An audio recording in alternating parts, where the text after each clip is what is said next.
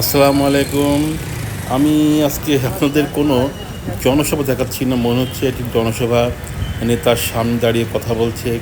কিন্তু আসলে এটি কোনো জনসভা না। এটি হচ্ছে বর্তমানে আমাদের দেশের সবচেয়ে যে বড় সমস্যা সেটা হচ্ছে তেল।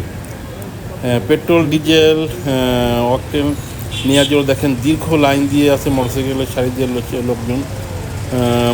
মোটর বাইকরা দেখেন কত লোক এখানে লাইন দিয়ে আছে। একটি পেট্রোল পাম্পে তেল দেওয়া হচ্ছে, মাত্র 200 টাকা তেল দিচ্ছে একবারে। এই তেল নেওয়ার জন্য কত ভিড় দেখেন। এটা শুধু জনসভা না, মনে হচ্ছে কিন্তু জনসভা বা কোনো সভা সেমিনার হচ্ছে এখানে। সব লোকজন উপস্থিত মোটরসাইকেল নিয়ে। আমরা যেমন দেখি তো জনসভায় নেতার সামনে বক্তৃতা দেয় এবং সামনে প্রচুর লোক থাকে, মোটরসাইকেল নিয়ে থাকে, অন্য বাহন নিয়ে থাকে। কিন্তু এটি দেখছি আসলে না, এটা জনসভা নিয়ে শুধু তেল নেওয়ার পদ্ধতি।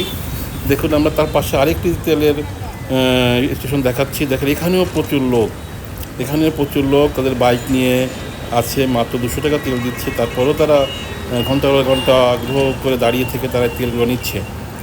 তো বর্তমানে আপনারা দেখতে পাচ্ছেন পরিস্থিতি অনুযায়ী যে তেলের কত সংকট। যা হোক যতটুকু পারলাম দেখালাম। ধন্যবাদ আপনাদের সবাইকে। আসসালামু আলাইকুম।